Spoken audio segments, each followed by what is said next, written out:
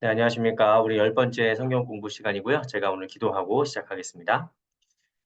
사랑과 은혜가 많으신 주님, 은혜와 사랑에 참으로 감사드립니다. 하나님, 중심에 서는 교회라는 주제로 우리가 함께 말씀 나누고 있습니다. 주님, 저희가 오늘 말씀을 또 배울 때에 하나님, 정말 우리 소망교회가 믿음 안에서 온전히 서는 교회 되게 도와주시옵시고, 말씀 위에 바로 서고, 이 시대의 이 상황에, 우리 지역에 정말 하나님의 그 뜻과 그 마음을 품는 교회 되도록 주님 인도하여 주시옵소서.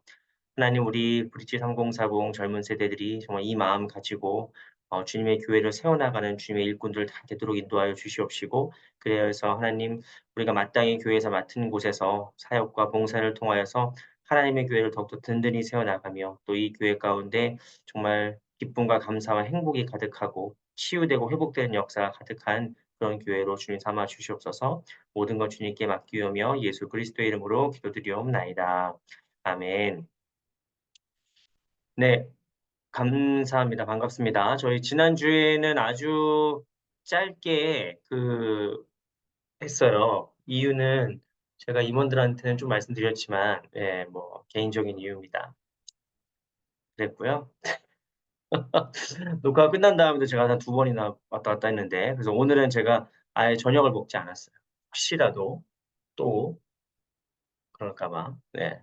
이게 참 목회자들은 참 그게 좀 이렇게 불안해요. 이게 좀 뭐랄까, 이게 어쨌든 예배가 됐든 성경 공부가 됐든 사람들 다 모인 시간에 뭔가를 이렇게 말씀을 전하고 인도를 하고 진행을 하는 입장인데, 여기서 내가 뭐 갑자기 뭐 화장실 가고 싶다거나 뭐 어떻게 이런 일이 터지면은 이게 얼마나 난감합니까. 그래 가지고 근데 그 난감한 일을 제가 지난주에 겪어 가지고, 혹시 몰라셨던 분들인데 괜히 얘기했는지 모르겠어요. 근데 어쨌든 그렇고요.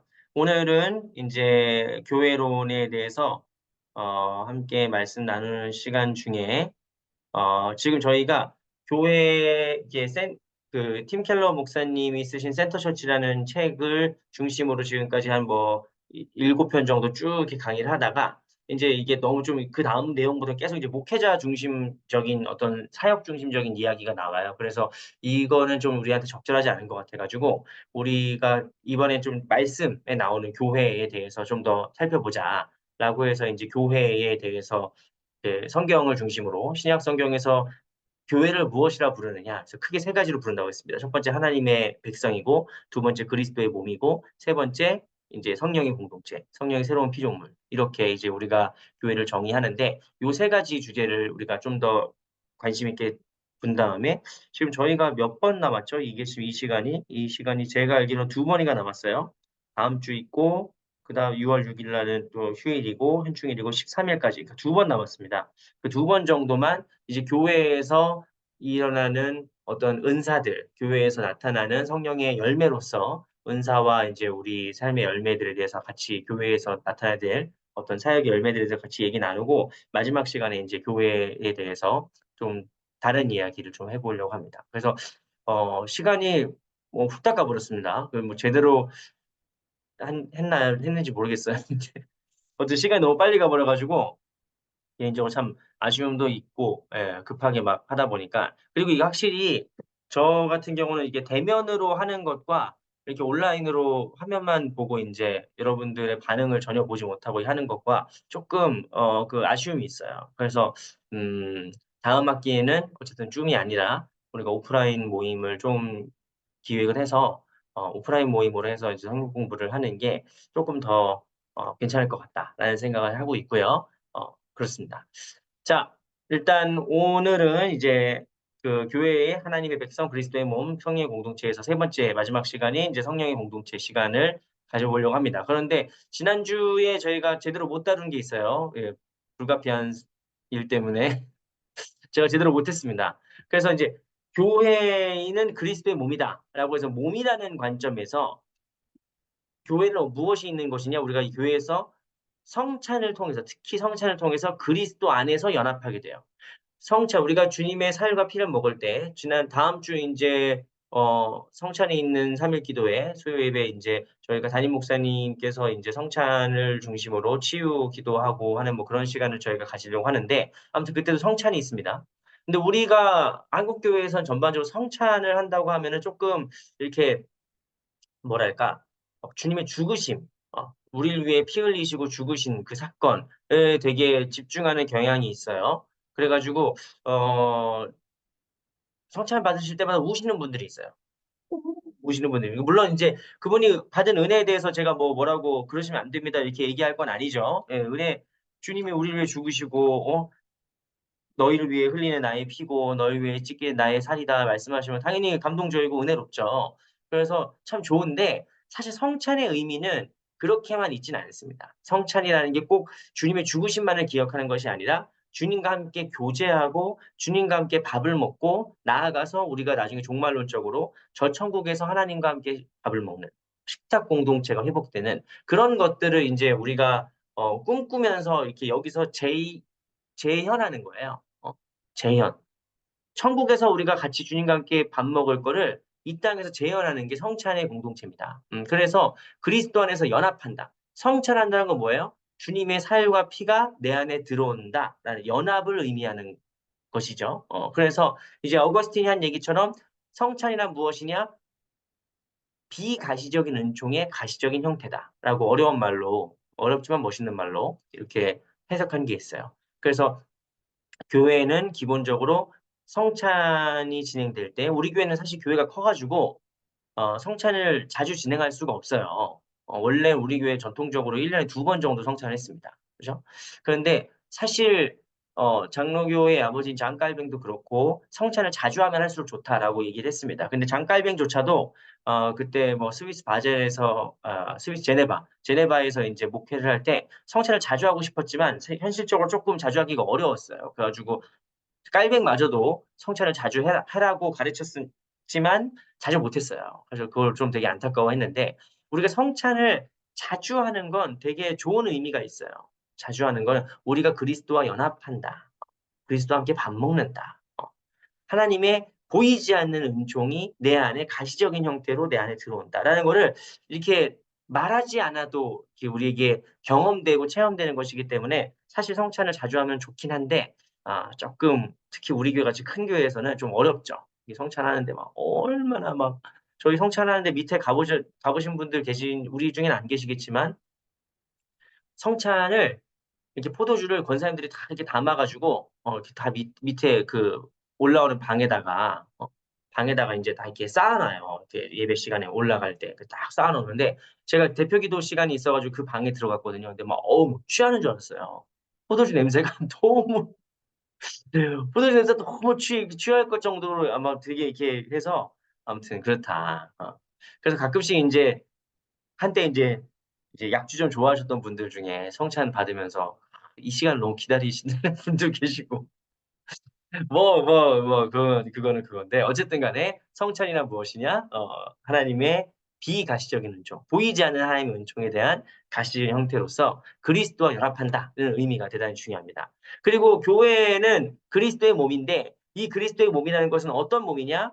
어, 이게 보네퍼가 한 얘기인데 크리스트liche Gemeinschaft 그리스도적인 공동체라 heißt Gemeinschaft durch Jesus Christus und Jesus Christus und in Jesus Christus 그리스도를 통해서 나타나고 그리스도 안에 있는 공동체다.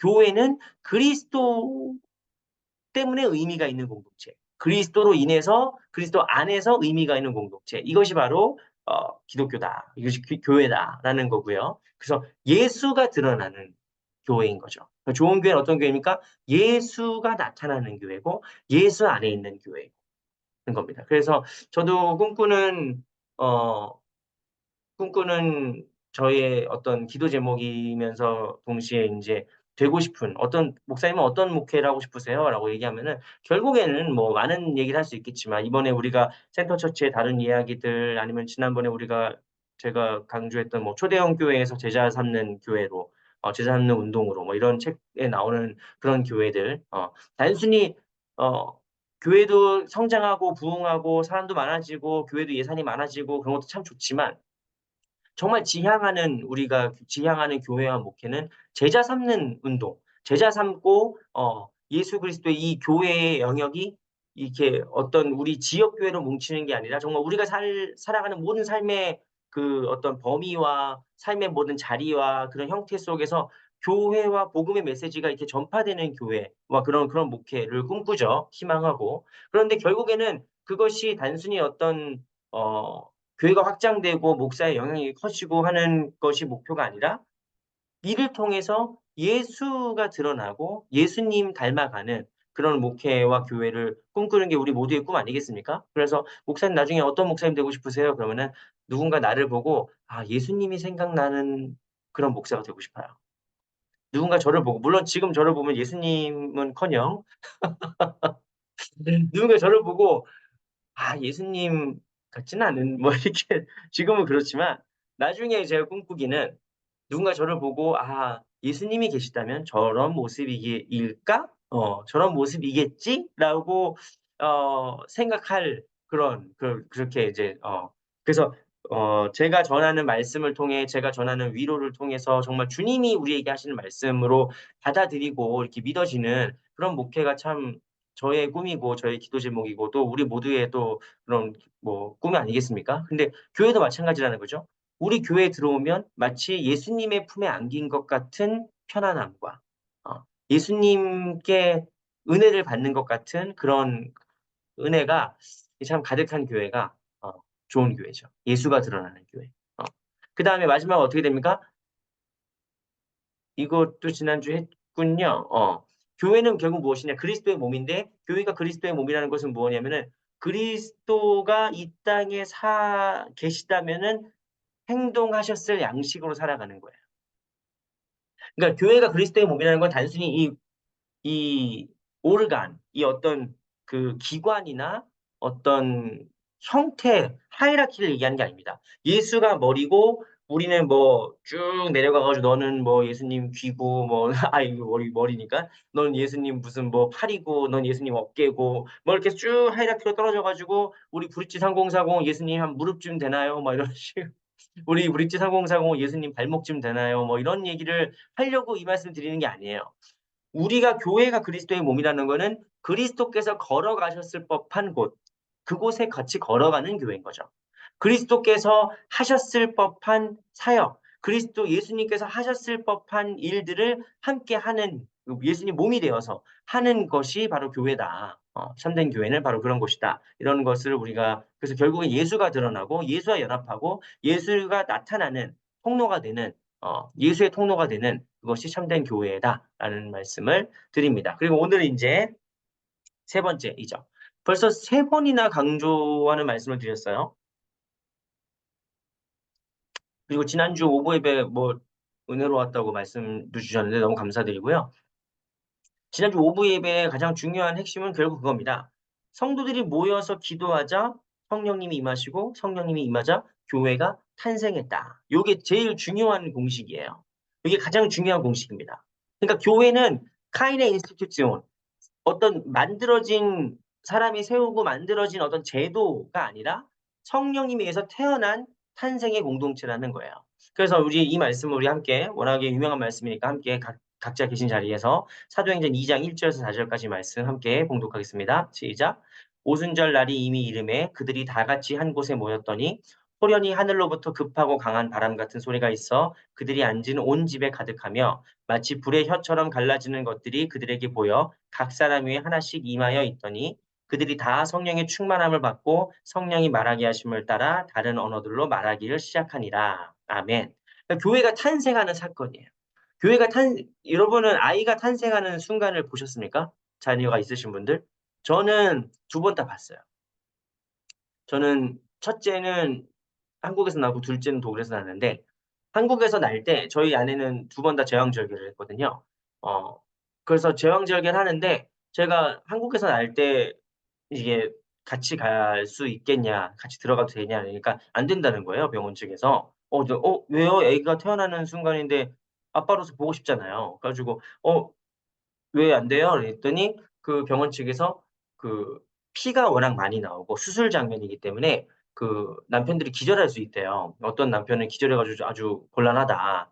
그래 가지고 내가 그런데 "그래도 보면 안 되냐. 나 기절 안 할 자신이 있다." 기절을 안 할 자신이 있다. 그리고 인제 피를 안 보여주면 되는 거 아니에요.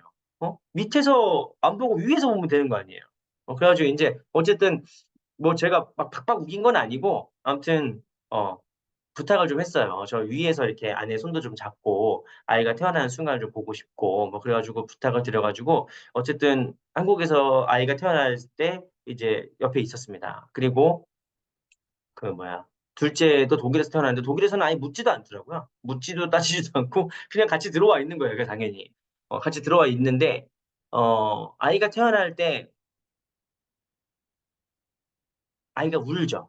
으아 울고 아이가 울고 아이의 그 막 닦아주면서 있는 거죠. 그래서 독일에서 또 특이한 게 제가 둘째를 독일에서 태어났을 때 엄마는 인제 제왕절개하고 인제 수술 치료받고 인제 처리를 하는데 인제 저보고 아기를 이렇게 신생아를 독일 간호사가 이렇게 안고 와 가지고 저보고 윗도리를 벗으래요. 이렇게 티를 벗으래요. 근데 사실 저는 그 얘기를 들었거든요, 교인들한테.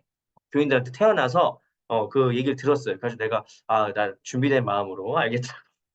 독일 간호사 앞에서 훌렁 윗도리를 벗고 맨몸으로 상체 맨몸으로 딱 있는데 아기를 이렇게 저한테 안겨주더라고요. 이렇게 신생아 갓난 아기를 딱 이렇게 안겨주는 거예요. 근데 태어날 때 막 하고 태어났던 아기가 인제 지쳤는지 어쨌는지 아무튼 이렇게 제 품에 안겨 가지고 인제 얘가 그 심장 소리를 들려주래요. 되게 낭만적인 병원이었어요.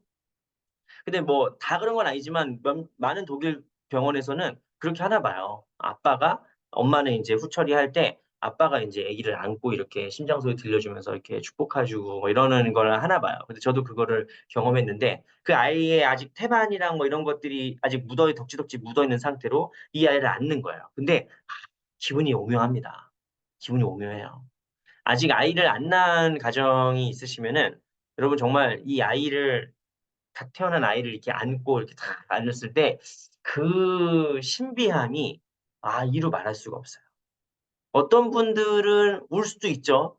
아기가 뭐 너무 예뻐 아름다워서 뭐 울 수도 있고 어떤 분들은 무덤덤할 수도 있습니다. 어떤 분들은 되게 조심스러울 수 있어요. 이 아기가 너무 조그맣고 이거 떨어뜨리면 죽을 것 같고 막 조심스러울 수 있어요. 탄생의 순간은 다른 경험입니다, 모두에게. 모두에게 다른 경험이에요. 하 동일한 경험이기도 하지만 또 뭐 획일화된 경험은 아니에요. 각자 다른 경험이지만 중요한 건 뭐예요? 탄생의 순간은 신비롭고 가장 소중한 것이죠. 제가 이 말씀을 드리는 건 뭐냐면 우리가 인제 사도행전 말씀에서 교회가 탄생하는 이야기를 보면은 막 기적적인 사건이 일어나니까 방언도 하고 막 불도 받고 막 바람도 불고 막 어마어마한 사건이 일어나니까 마치 그런 경험이나 그런 사건이 없으면 나는 성령을 받지 않은 것처럼 느끼는 분들이 상당히 많습니다. 나는 방언도 못하고 나는 교회를 지금 평생 교회를 다녔는데 뭐 방언도 못하고 뭐 그런 막 환상도 못 보고 막 엄청난 경험을 못 했는데 그럼 '나는 성령을 못 받은 건가?' 뭐 이런 생각들을 하시는 분들이 상당히 많아요. 저도 어렸을 때 그랬거든요. 저도 어렸을 때 어느 모 기도원에 갔는데 방언을 못 받으면 예수 믿는 게 아니래요. 그 기도원에서 그렇게 가르쳤어요. 어디라고 얘기하진 않겠습니다. 우리 교단은 아니었어요. 이단도 아니었어요. 근데 어쨌든 그런 신비로운 체험, 은사를 대단히 강조하는 그런 기도원이었었는데 그 전국 집회에 가 가지고 막 몇백 명 모인 자리에서 그런 수련회에서 그래서 나도 방언 달라고 막 "방언 안 해. 방언 주십시오." 막 이렇게 다음 주에 좀 더 성령의 은사에 대해서는 좀 더 자세히 말씀드리겠지만 방언 달라고 막 기도하고 막 그랬는데 안 주시는 거예요. 지금도 못 받았어요. 저는 지금도 방언을 못 받았습니다. 그래서 내가 방언도 못하고 막 이러니까 뭐 능력이 없는 목사인가 보다. 나는 인제 성령을 경험하지 못한 사람인가 보다.' 뭐 이런 생각이 들 때가 있죠. 그런데 은사에 대한 부분은 다음 주에 좀 더 말씀드리겠지만 성령의 은사 그래서 성령의 임재를 통해서 교회가 탄생하는 순간이에요. 그 탄생하는 순간은 획일화된 경험이 아닙니다. 각자의 다른 경험들이에요. 근데 그래서 성경에서 뭐라고 표현합니까? 급하고 강한 바람 같은 소리가 들리는 거예요. 급하고 강한 바람 같은 소리. 뭐예요? "바람이다."라고 얘기하면 우리 급하고 강한 바람 못 맞은 사람들은 다 성령 받은 거 아니에요.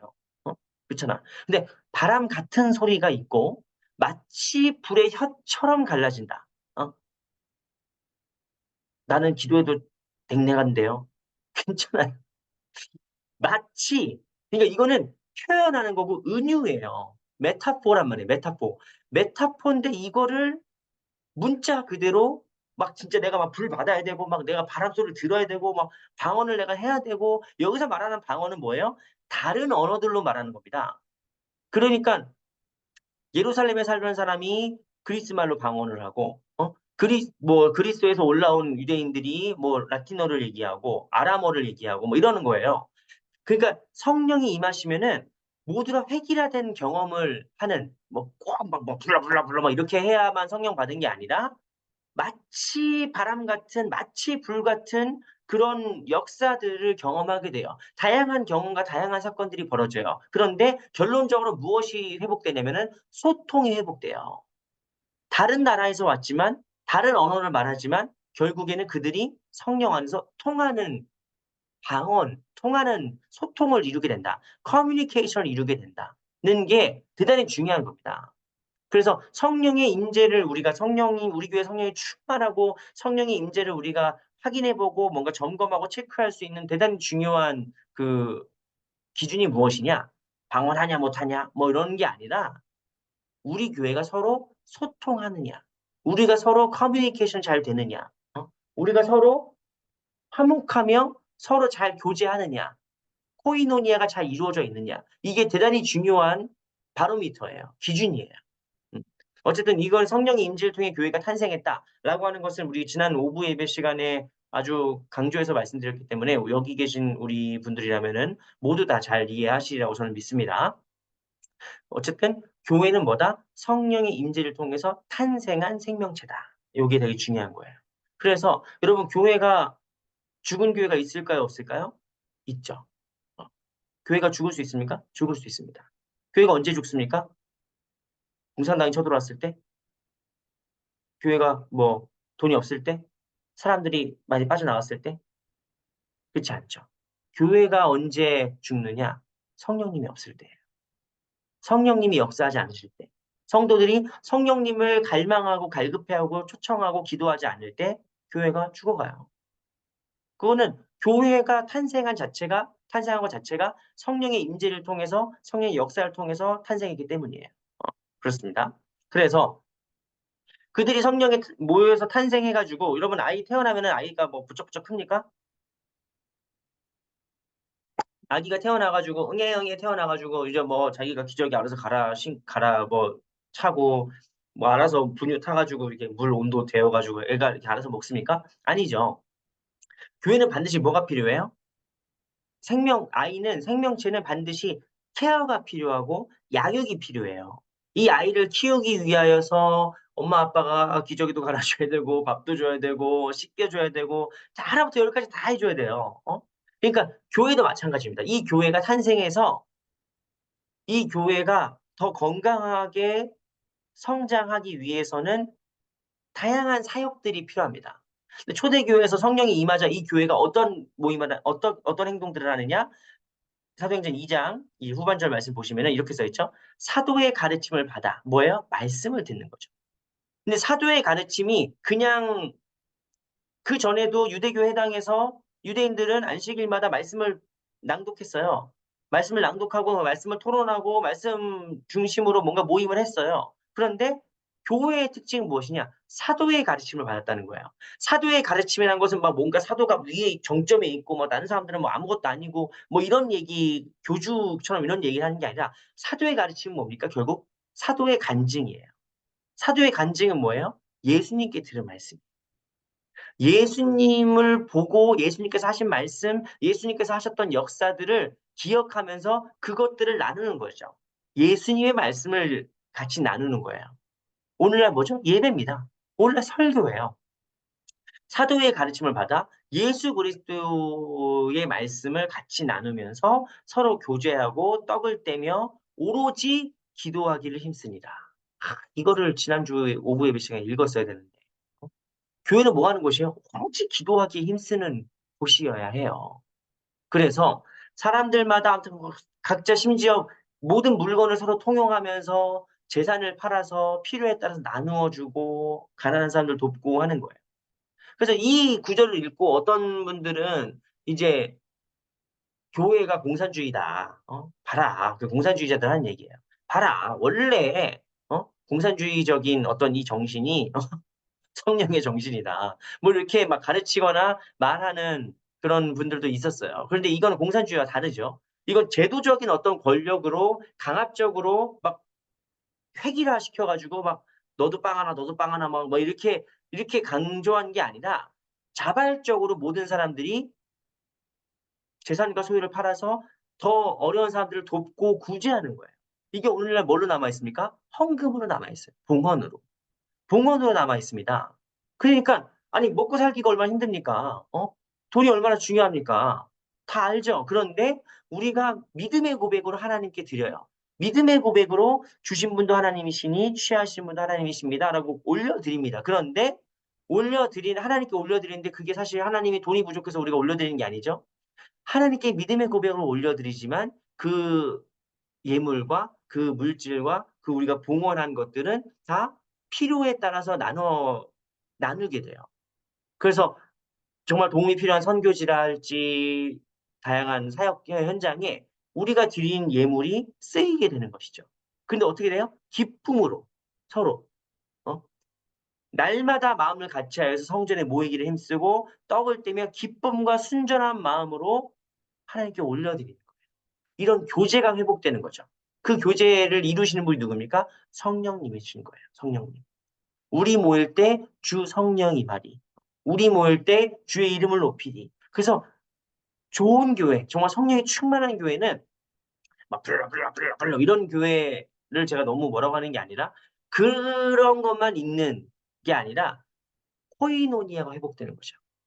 제가 지난주에 우리 3040 모임 예배 마치고 이제 모임 마치고 막 얘기하는데 막 실컷 떠들다 보니까 9시인데 집에 안 가. 9시인데. 나도 좀 집에 가자. 좀 집에 좀 가자. 근데 집에 안 가요. 근데 나는 그 모습을 보면서 얼마나 내가 감사한지. 어, 물론 집에 못 가가 일찍 못 들어가서 되게 짜증나고 피곤하고 짜증나고 이런 건 있지만 우리가 모여가지고 같이 이야기 나누고 또 기도 제목 나누고 기도하고 아이들 같이 키우고 밥도 먹이고 막 이런 모습이 사실 이게 주님이 너무 기뻐하시는 모습이에요. 어? 얼마나 좋습니까? 우리 막 무슨 막 집에 일찍 가면 벌금 내고 이래가지고 남아있는 사람들 없잖아요. 같이 우리가 이 믿음 안에서 일주일 동안 바쁘고 막 정신없이 살다가 이 믿음 안에서 이 믿음의 공동체 안에서 같이 신앙을 얘기하고 들은 말씀을 같이 나누고 기도 제목을 나누고 우리 교회에서 우리가 개선해야 될 것들을 얘기를 나누고 다음 주 모여서 회의를 하고 막 이러는 모든 모임들이 얼마나 하나님께서 보시기에 귀한 나눔이고 공동체입니까? 그래서 성령이 충만한 공동체는 뭐예요, 결국엔? 코이노니아가 회복된 공동체예요. 코이노니아가 회복되고 코이노니아가 있는 곳이죠. 제가 전에 지구에서 사역할 때 이제 어떤 권사님이 여의도 여의도 얘기를 해버렸네. 여의도 예, 교회를 얘기해 버리잖아 이러면. 아무튼 아무튼 우리 교단이 아니고 다른 좀 이게 성령을 강조한 그 순복음교회 다니셨대요. 원래 여의도에 살고 여의도 순복음교회를 다녔는데 그분이 좀 상처받으신 게 있다고 하더라고요. 뭐냐면은 막 그렇게 막 금요철 할 때 보면은 막 진짜 성전이 떠나가라 막 엄청나게 크게 막 기도하고 통성 기도하고 막 주야 막 어마어마하고 방언하고 이러는 분들이 인제 막 나갈 때 새치기 하고 뭐 흘렸는데 안 닦고 가고 뭐 다른 사람한테 피해를 주면서도 인제 막 주차할 때 막 서로 막 싸우고 막 이러는 거를 보면서 이분이 이런 기도가 방금 이분이 10분 전에 막 주야 막 주님 막 사랑합니다. 막 주님 찬양합니다. 막 그랬는데 10분 만에 막 주차하다 싸우고 차 빼다 싸우고 막 이게 막 이런 모습 보고 이분이 상처를 받으신 거예요. 그래 가지고 시끄러운 참 이게 다른 교회를 제가 디스하는 게 아니고 그분의 이야기예요. 그래서 좀 이렇게 조용한 교회를 찾다가 소망교회 오셨다 하신 분의 얘기를 들었는데 뭐 제가 조용한 기도가 맞고 뭐 시끄러운 기도는 틀리고 통성 기도는 틀렸다 이런 얘기를 드리는 게 아닙니다. 이런 얘기를 드리는 게 아니라 성령의 충만함, 성령의 역사를 우리가 경험하고 확인할 수 있는 좋은 기준 중에 하나가 뭐예요? 코이노니아가 회복되는 거죠. 코이노니아. 코이노니아. 그래서 저는 우리 브릿지 3030 토요 모임 끝나고 여러분들이 오랫동안 남아서 이렇게 막 이렇게 즐겁게 있는 모습 보면은 진짜 너무 뿌듯해요. 너무 감사하고 너무 좋아요. 그런데 9시는 안 넘겼으면 좋겠어요. 개인적으로. 나도 주일에 사역이 있고, 너무 힘든데, 밤늦게까지 너무 안 가면 힘들다. 그런 얘기를 드립니다. 그래서 이 할아버지는 자주 나오죠. 예, 뭐 저도 좋아하고 수많은 사람들이 이제 즐겨 인용하는 20현대의 교부라고 불리는 칼바르트라는 스위스의 신학자입니다. 칼바르트가 한마디로 뭐라고 얘기했느냐? 성령은 교회의 생명이다. 성령은 교회의 생명이다. 이거 아주 뭐 기가 막힌 말이에요. 사실 너무나 명쾌한 말이고 핵심적인 말이고 중요한 얘기입니다. 성령 없으면 교회 아니에요. 교회는 성령으로 충만한 게 진짜 교회입니다. 그거예요. 제가 뭐 이 할아버지만 너무 나와가지고 제가 넘겼는데 제가 신대원을 졸업하고 나서 이제 신대원 다닐 때까지는 파트 사역을 하거든요. 주말에만 물론 전 주말에만 나오진 않았는데 주로 이제 사역이 파트 사역을 하다가 이제 신대원을 졸업하고 나면서 이제 준전임 사역, 전임 사역 이렇게 그 사역을 하게 돼요. 근데 제가 신대원 3학년을 마치고 졸업을 한 다음에 이제 교회를 파트 사역을 하다가 이제 사임을 하고 이제 준전임 사역지로 가기 전에 한 달 정도가 시간이 남았었어요. 그 교회에서는 뭐 12월 말에 부임인데 나는 이제 교회는 이미 11월 뭐 말쯤에 사임을 했고 그러니까 12월 첫째 주, 둘째 주, 셋째 주 뭐 이렇게 한 달 정도가 시간이 남는 거예요. 주일이. 그 저한테 되게 독특한 경험이었어요. 주일날 내가 뭐 다른 일도 아니고 어 교회를 안 가도 되는 주일인 거예요, 나한테. 그래가지고 그 보통 이제 목사들이나 전도사님들도 여러분 교회를 사역하는 곳이기 때문에 사실 그 교회에 갇혀 있는 경우가 되게 많아요. 응? 그러니까 나는 이제 신대원을 졸업하고 나서 시간이 한 3주 정도 남으니까 내가 이때 한번 교회 탐방을 좀 해야 되겠다라는 생각이 들더라고요. 그래서 교회 탐방을 좀 했습니다. 그래서 제가 뭐 다른 교단도 가보고 심지어 성당도 가보고 뭐 저기 성공회 성당도 가보고 뭐 뭐 그때 당시에 한창 이제 뭐 입에 오르내리는 사람들한테 오르내리는 뭐 분당 우리 교회랄지 뭐 다양한 교회들을 이렇게 탐방을 했었어요. 그때. 그래서 제가 그때 느낀 게 뭐냐면은 원래 주일날 이제 보통 목사들이나 전도사들이 그 교회에만 있다 보니까 이게 익숙해지잖아요. 그 교회에 이게 익숙해지는데 제가 교회를 어떤 새신자의 어떤 자세로 가게 된 거죠. 가면서 제가 정말 놀라운 경험을 했어요. 그건 뭐냐면 이거는 그냥 뭐냐면은 정말 소위 말해서 음, 소위 말해서라기보다는 정말 성령님께서 역사하시는 교회와 성령님께서 정말 충만한 예배와 그렇지 않은 데가 이거 좀 너무 교만한 얘기일 수 있습니다만 그 저의 판단이었어요. 당시에 저의 느낌이었어요. 이게 좀 다른 거예요. 정말로. 정말 다른 거예요. 어떤 교회는 지하철역에 내려가지고 그 교회를 찾아서 저벅저벅저벅 걸어가는데 성도들의 발걸음을 내가 이제 나는 외부인이니까 난 이 교회 다닐 사람이 아니잖아요. 나는 외부인이니까 외부인의 관점에서 이 사람들의 발걸음을 보고 이 사람들의 어떤 교회를 가는 사람들의 모습을 보는데 되게 뭐랄까 막 기대가 차 있고 흥분돼 있고 사람들이 막 너무 행복해 보이고 뭐 이런 것들을 제가 이렇게 보게 됐어요. 그리고 그래서 제가 그렇게 그 교회 예배를 갔더니 정말 아니나 다를까 정말로 교회의 예배가 정말 살아있고 너무 뜨겁고 제가 그렇다고 막 엄청 뜨겁고 막 이렇게 막 모던한 교회만 간 게 아닙니다. 예식과 예전이 되게 철저하고 소망교회보다 더 어떤 의미에서는 엄숙하고 막 조용한 데도 갔어요. 우리 교단이 아닌 교회들도 갔으니까. 그런 교회를 갔는데 그 엄숙한 중에도 그 경건함 중에도 대단히 막 그 벅차오르는 게 느껴지는 교회들이 있더라고요. 그런데 어떤 교회는 이제 유명하고 커서 갔는데 어 되게 우려되는 교회들도 있었어요. 저기 좀 큰일 나겠다. 뭐 저기 괜찮나? 여기? 뭐 이렇게 좀 우려되는 목사가 너무 이렇게 막 이렇게 신격화되거나 뭐 우상화되거나 뭐 이런 데도 보면서 야 저기 좀 그렇다 했는데 아니야 다를까 정말로 좀 그런 데도 봤고 여러분이 생각하시는 그 교회는 아닙니다. 저는 그때 왜 그런지 모르겠는데 그때 영락교회, 소망교회, 명성교회는 안 갔어요. 그건 뭐 워낙에 큰 교회들이고 뭐 그래 가지고 그런 교회는 안 갔었고 어쨌든 네. 어쨌든 그래서 제가 그때 느낀 게 뭐냐면은 성령님이 역사하시는 교회는 그냥 꿈틀꿈틀 되는 거예요. 교회는 어떤 곳이기 때문에 성령이 생명이기 때문에 성령이 생명. 이건 스타일의 문제가 아닙니다. 막 밴드가 꼭 있고 막 드럼 소리가 나오고 이래야만 성령님이 역사하시는 게 아니에요. 정말 성령님이 역사하시는 교회는 예배 시간 진짜 30분 전부터 20분 전부터 이미 사람들이 꽉 차 있어요. 사람들이 꽉 차 있고 기도하고 있습니다. 거기서 쫙 기도하고 있어요. 난 우리 3040 예배 시작 전에 이렇게 중보 기도하는 것이 참 너무 좋아요. 한 가지 아쉬운 게 있는데 그거는 다음에 임원단이랑 회의할 때 얘기하겠습니다.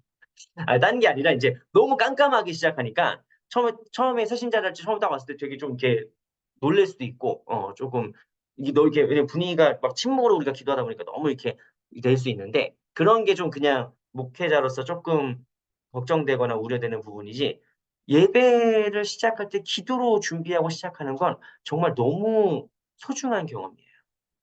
제가 사춘기가 이게 약간 신앙적인 면으로 사춘기가 와 가지고 막 안 믿어지는 거예요. 하나님이고 뭐 교회고 성경이고 하나도 안 믿어지고 막 그렇게 그런 적이 있었는데 그때 저를 위해서 항상 기도하고 애쓰셨던 선생님이 계세요. 김광일 선생님이라고 교회 선생님입니다. 그 선생님이 저를 데리고 온누리교회의 목요 찬양 집회 그때 인제 목요 찬양 집회를 항상 데리고 오셨어요. 올레이션스 목요 찬양 집회를 서빙부를 저 밥을 사 먹이면서.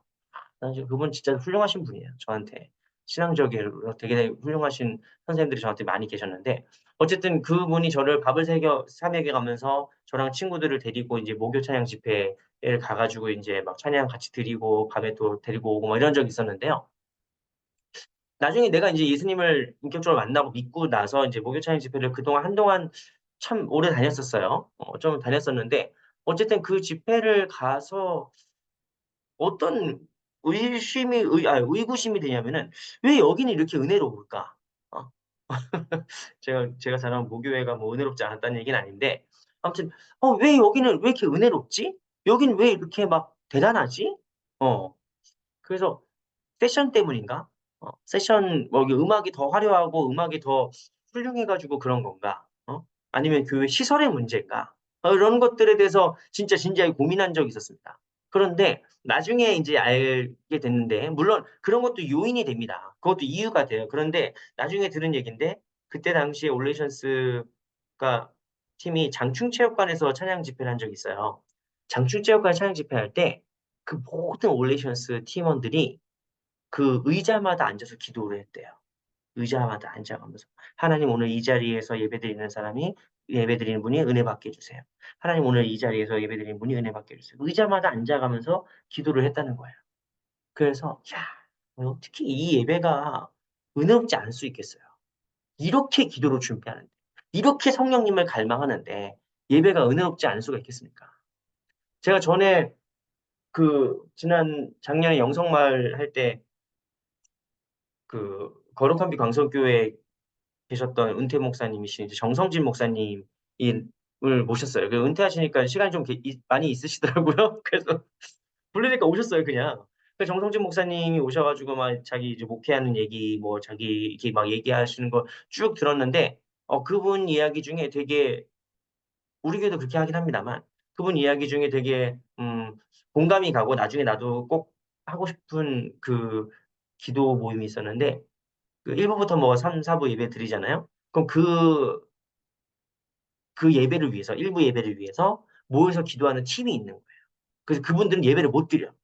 그분들은 예배를 못 드려요. 그냥 기도만 하는 거예요. 근데 오늘 이 1부 예배 가운데 오늘 이 2부 예배 가운데 3부 예배 가운데 하나님께서 역사해 주시고 진짜 성령 부어 주시고 예배 가운데 진짜 성령께서 친히 말씀해 주시고 기름 부음이 있게 해 달라고 그렇게 간절히 기도한대요. 그런데 그게 이제 그 목사님이 예배를 인도하고 말씀을 전할 때마다 그게 영적인 힘으로 다가온다는 거예요. 근데 저는 그걸 목회자로서 정말 많이 느낍니다. 저도 야, 이게 기도로 지원해 주는 그 느낌이 있어요. 기도로 지원해 주는 느낌. 마치 돛담배에 바람이 쫙 불었을 때 그 배가 앞으로 쫙 나가는 것처럼 정말 내 힘과 내 어떤 능력으로 이걸 하는 게 아니라 기도의 힘을 통하여서 성령님께서 이렇게 힘을 부어 넣어 주시는 그런 느낌을 받을 때가 있습니다. 그래서 여러분들 우리가 성령은 교회의 뭐다? 생명이고 기도는 교회의 밥줄이에요. 그러니까 우리가 예배를 위해서 우리 교회를 위해서 기도하기를 어 열심히 기도하고 같이 이렇게 한다는 거는 대단히 중요한 그 경험이고 생명력이다. 이런 말씀을 꼭 다시 드립니다. 자, 그래서 교회는 성령께서 역사하시는 곳인데 성령께서 역사하시는 곳인데 성령께서 크게 교회에서 어떤 역사들을 하시냐. 크게 세 가지로 우리가 나눌 수 있어요. 첫 번째, 우리가 주님을 믿게 하시고 지난주 오부 예배 설교처럼 우리가 하나님을 아바 아버지로 알아보게 하세요. 알아보게 하시고 두 번째로 성령께서 우리를 성화시키십니다. 성화시키세요. 하나님 그리스도의 그 거룩한 성품에 참여하는 자로 만들어 가세요. 세 번째로 은사를 베푸십니다. 은사를 통해서 우리가 이 교회를 주님의 몸된 교회를 세워나가게 하세요. 그래서 로마서 8장 16절 말씀 보시면은 성령이 친히 우리의 영과 더불어 우리가 하나님의 자녀인 것을 증언하게 하시나니 그래서 우리가 마땅히 기도할 바를 알지 못하고 우리가 마땅히 구할 바를 알지 못하나 성령께서 친히 우리를 위해서 간구하시는 거예요. 성령께서. 왜? 마치 말 못하는 애가 애한테 엄마 아빠가 아빠 해봐, 엄마 해봐 하는 것처럼 우리가 하나님을 알아보게 하는 거예요. 우리가 하나님을 아버지로 알아보고 우리가 예수님을 그리스도로 알아보게 주님께서 하시는 거예요. 그래서 예수님께서 가이사랴 빌립보에서 제자들에게 너희는 나를 누구라 아느냐 했을 때 베드로가 얘기하죠. 주는 그리스도시요 살아계신 하나님의 아들이십니다라고 고백하자 예수님께서 뭐라고 하세요? 바요나 시모나 네가 잘하였도다. 너에게 복이 있도다. 그 사실을 알게 하신 것은 하나님 아버지라는 거예요. 하나님 아버지께서 보내신 성령께서 깨닫게 하신 거예요. 그래서 우리가 성령을 통해서 뭘 할 수 있느냐? 하나님을 아버지라고 고백할 수 있습니다. 하나님 예수 그리스도를 나의 주, 나의 하나님으로 고백하게 되는 거예요. 이게 성령께서 하신 일이에요. 제일 성령께서 하시는 놀라운 역사들이 많지만 가장 중요한 역사예요. 방언하는 것보다 더 중요한 게 뭐예요? 하나님을 아버지라고 부르는 거예요. 막 신유의 은사, 막 무슨 예언의 은사보다 더 중요한 게 뭐예요? 예수를 그리스도로 고백하는 능력이에요. 믿음의 능력이죠.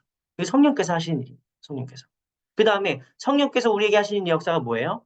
사랑과 희락과 화평과 오래 참음과 자비와 양성과 충성과 온유와 절제. 성령의 9가지 열매를 우리에게 나타나게 하시는 거죠. 사랑과 희락과 화평과 오래 참음과 자비와 양성과 충성과 온유와 절제는 결국 무엇이냐? 예수 그리스도의 성품을 닮아가는 거예요. 우리가. 성령을 통해서 우리가 더 예수님 되어 가는 거죠. 예수 그리스도를 닮아가는 것이죠. 그리고 마지막에 성령께서 우리에게 다양한 은사를 주세요.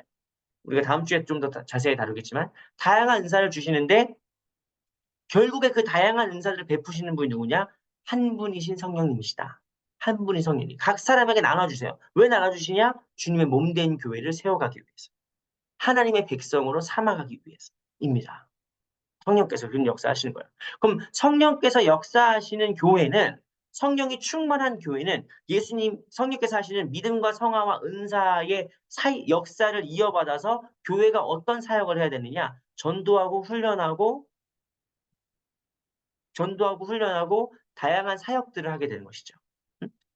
성령으로 충만함을 받아서 시와 찬송과 신령한 노래로 서로 화답하며 노래하며 찬송해라. 이게 뭐예요? 이게 뭐냐? 예배입니다. 오늘날 예배예요. 그래서 교회에 성령이 충만한 증거는 어디서 찾습니까? 아까 우리가 코이노니아도 얘기하고 뭐 다양한 거 얘기했지만 결국엔 예배가 살아나는 거예요. 예배가 회복되는 거예요. 성령의 충만함으로 뭐가 회복됩니까? 예배가 회복돼요. 그럼 그 예배 가운데 나오면 그냥 예수 믿는 거예요. 여러분 우리가 전도를 하려고 할 때 이 사람을 설득하고 이 사람에게 뭔가 기독교의 교리를 설명하고 하는 것도 대단히 중요합니다. 엄청나게 중요한 사역이죠. 그런데 사실 대부분의 사람들이 그렇게 해서 전도되는 경우가 별로 많진 않아요.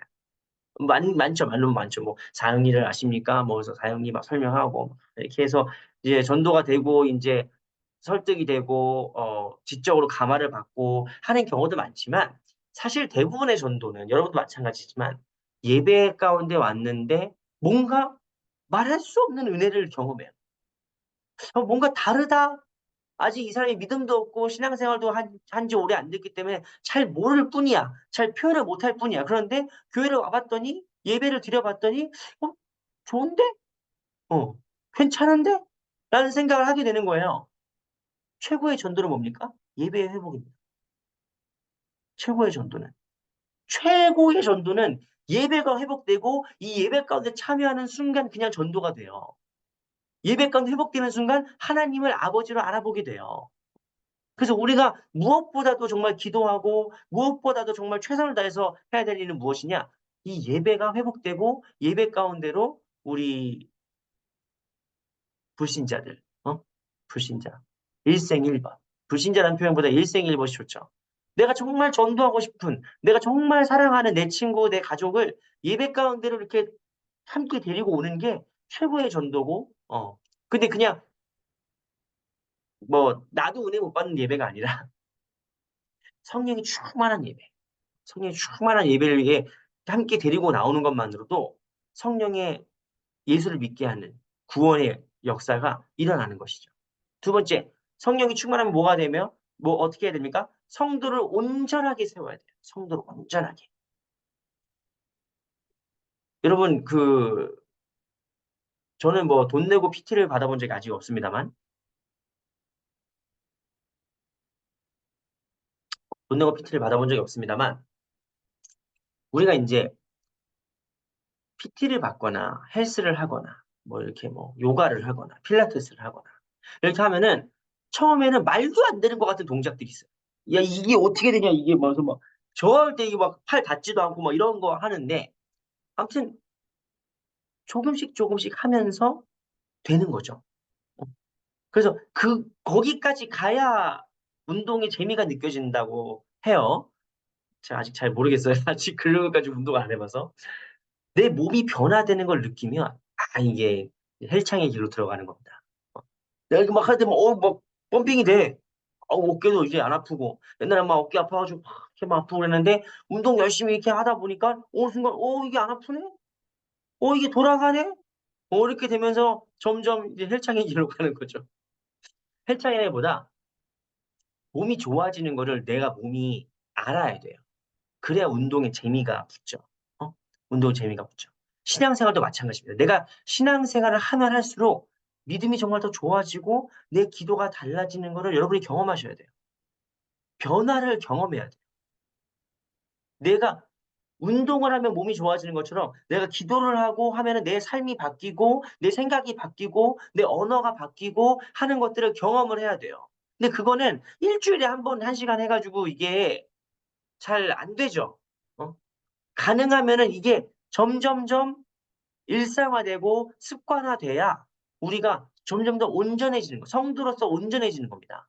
하나님의 백성으로 온전해지는 거예요. 자, 그리고 마지막으로 사역은 어떤 사역이냐? 교회에서 해야 될 사역들, 뭐 다양한 사역들이 있습니다. 뭐 교회에서 노숙자 사역도 있고 우리가 이제 뭐 하반기에 또 바퍼를 가게 될지 모르겠는데 어쨌든 뭐 작년에 했던 것처럼 바퍼 사역도 있고 뭐 되게 다양한 교회 사역들이 있어요. 근데 결국 그 모든 사역의 목표는 무엇이냐면은 서로가 사랑하기 위한 사역. 사랑하기 위한 사역. 우리끼리만 서로 사랑하는 게 아니라 우리끼리만 서로 짝짝꿍 짝짝꿍 친한 사역이 아니라 이 그리스도의 사랑을 전파하기 위한 사역이에요. 그래서 교회는 성령께서 우리에게 하시는 믿음과 성화와 은사, 교회를 세워나가기 위한 그 은사의 성령의 역사를, 사역을 교회는 전도와 훈련과 사역으로, 봉사로, 이거를 이루어 나가는 것이죠. 그게 성령과 교회의 유기적인 연결을 통해서 이것을 이루어 나가게 되는 것입니다. 그래서 마지막으로 결론적으로 말씀드리면은, 교회가 성령의 공동체라고 했을 때 세 가지의 특징이 나타나요. 첫 번째는 통일성, 두 번째는 다양성, 세 번째는 역동성입니다. 교회는 통일성을 갖고 있어야 돼요. 통일성. 교회의 생각이 다 다르죠. 우리의 상황이 다 다르고 처지가 다 다릅니다. 그런데 교회는 어떤 점에서 통일이 돼야 되느냐? 사랑으로 통일돼야 되고, 나눔과 섬김으로 통일이 되어 있어야 돼요. 다른 어떤 것들을, 어, 어떤 뭐, 필요와 이유와 뭐 상황과 이런 게 다 달라도 교회는 서로 사랑하는 데에서는 같은 마음이어야 돼요. 서로. 나는 얘는 사랑하고 얘는 미워하고 뭐 이런 게 아니라 서로를 사랑하는 마음에서는 통일되어 있어야 되고 나눔과 섬김을 실천함에 있어서는 교회가 통일성을 갖고 있어야 됩니다. 그런데 동시에 다양성을 갖추고 있어야 되죠. 교회는. 그냥 획일화되게 목사님이 얘기하니까 와 막 우르르 가고 막 군대가 아니잖아요, 여기는. 교회는 군대가 아니고 회사가 아니지 않습니까? 교회에는 성령님께서 다양한 은사를 주세요. 누구는 가르치는 자로, 누구는 교사로, 누구는 방언을 주시고, 누구는 신유의 은사를 주시고, 누구는 예언하는 은사를 주시고, 막 다양한 은사를 주세요. 근데 그 모든 은사는 결국에는 교회의 다양성을 하는 것이죠. 다양성을 이루기 위한 것이죠. 음? 숲이 아름다운 이유가 무엇입니까? 여러분, 그 모네가 얘기했나요? 자연에는 선이 없다. 뭐 이런 얘기 한 적 있어요. 자연에는 선이 없다. 난 이 말의 의미를 무슨 말인지 몰랐어요. 난 그림의 문외한이니까요. 그림 잘 모르거든요. 근데 어느 날 이렇게 나무를 보다가 나뭇잎을 쫙 보는데, 아, 어렸을 때는 나무 그리라고 하면 이제 갈색으로 나무 기둥 그리고 초록색으로 이렇게 이파리 막 그린 다음에 이게 나무라고 하잖아요. 근데 실제로 나무를 보면은 정말 그 잎사귀 하나도 같은 색깔이 없어요. 잎사귀 하나도 같은 색깔이 없어요. 모양이 다르고 색이 다릅니다. 근데 우리는 나무를 그리려다 보니까 어쩔 수 없이 이렇게 스케치를 해요. 잎의 형태를 이렇게 따라 그리고 나무의 줄기를 그리는데 사실 선이 없죠. 선이 없습니다. 어떤 데는 연두색인데 조금 더 밝고 어떤 데는 짙은 초록색인데 조금 더 진하고 어둡고 막 그런 다양한 색깔들이 모여가지고 한 그루의 나무가 되는 거예요. 그걸 보면서 야 나무 한 그루도 이렇게 다양한데 나무 한 그루도 같은 색이 없는데 우리 교회는 너무나 각자 정말 다양한 사람들의 모임이죠. 이거를 그냥 한 색깔로 확 칠해버리면 소망 스타일이야 확 칠해버리면은 이게 다양성을 죽이는 겁니다. 교회의 다양성 하나님께서 이렇게 한 그루의 나무보다 더 아름답게 만드신 이 다양성을 한 색깔로 확 칠해버리면 안 돼요. 그 마지막 세 번째 뭡니까? 역동성을 갖고 있어요. 역동성. 교회는 스타일을 다를 수 있어요. 교회마다. 목사들마다 또 스타일을 다를 수 있습니다. 작년에 정재훈 목사님과 또 올해 저는 좀 많이 다르잖아요. 정재훈 목사님하고 저하고 동기입니다. 신학교 동기예요. 그래서 물론 학교 다닐 때는 잘 몰랐어요. 왜냐면은 보십시오. 우리 정재훈 목사님 또 법학 공부하셔가지고 얼마나 사람이 진중하고 가볍지 않고 진중하고 따뜻하고 온화하고 젠틀하고 이러시잖아요. 근데 저처럼 이렇게 막 경박하게 말하지 않잖아요. 저는 좀 까불고 경박하고 좀 사람이 좀 뭐 그 장단점이 있지 않겠습니까? 서로? 그런데 결론은 무엇이냐면 교회가 이렇게 서로 다양한 면을 통해서 정재훈 목사님이 우리 브릿지 3040에 이루신 토대를 닦은 것들이 있고 또 저를 통해서 교회가 우리 브릿지 3040 공동체가 더 발전하거나 더 이제 새로운 방향들을 모색하는 것들이 있겠죠. 교회는 정적이지 않아요. 소망교회라는 건물은 딱 있는 것 같지만 이 교회 안에서도 다양한 사역자들과 다양한 부서와 다양한 어떤 사역들을 통하여서 역동적인 일들이 일어나고 있는 것이죠. 그래서 어, 우리 교회를 잘 안 나오신 분들은 우리 교회가 일주일 동안 텅 비어 있는 줄 알아요. 에이, 뭐, 그, 소망교회 일주일에 한 번 그 주일 예배 드리고 뭐, 일주일 주중 내내 텅텅 비어 있는 줄 아시는데, 교회에 저는 일주일 내내 있는 사람으로서 우리 교회는 계속 뭐가 있습니다. 계속 뭐가 있어요. 그러니까 재직 부서든, 뭐, 남선교회, 여전도회 뭐, 할 거 없이, 공동체 할 거 없이, 어, 개인적인 기도 모임도 되게 많이 있고요. 어떤 분들은 소망교회 스타일은 조용한 거라고 말씀하세요. 정적인 거고, 소망교회 스타일은, 어, 뭐랄까, 중후하고 이렇게 무게감 있는 거라고 말씀하시는 분들 많이 계세요. 맞는 말이에요. 맞습니다. 제가 보니까 여기 소망교회는 이렇게 저처럼 이렇게 가볍지 않습니다. 이렇게 무게 있고 딱 격식이 있고 점잖아요. 그런데 점잖다고 고정적인 건 아니에요. 점잖다고 해서 그냥 뭐 가만히 있는 건 아니에요. 이 교회 안에 수도 없이 많은 역동적인 일들이 일어납니다. 그게 우리 몸도 똑같죠. 우리 몸도 여러분 이렇게 가만히 앉아 있지만 사실 심장은 계속 뛰고 있고 몸의 피는 계속 돌고 있고 계속 일하고 있어요. 계속 운동하고 있어요. 역동성이에요, 역동성.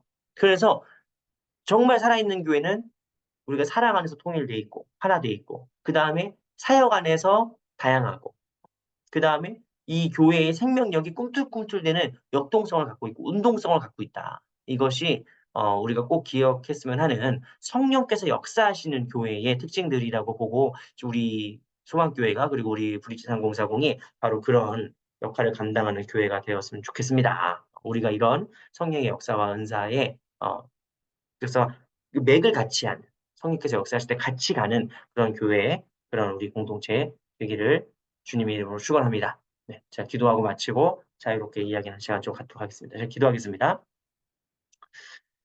주님 은혜와 사랑에 감사를 드립니다. 하나님, 성령께서 오실 때에 교회가 탄생하고 또한 교회가 교회됨을 이 시간 우리가 믿습니다. 주님, 성령님의 역사가 필요합니다.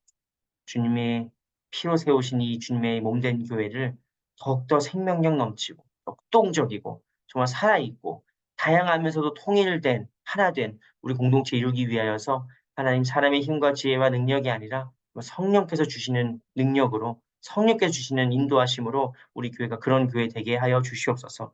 성령 충만하게 채워 주시옵시고 성령의 새바람 우리에게 불어 주셔서 주님의 영광과 주님의 소망을 정말 온 세계 가운데 전파하고 증거하는 우리 소망교회, 우리 브리지 3040 우리 귀한 공동체 되도록 주님 인도하여 주시옵소서. 모든 것 주님께 맡기며 예수 그리스도의 이름으로 기도드리옵나이다. 아멘. 네, 감사합니다.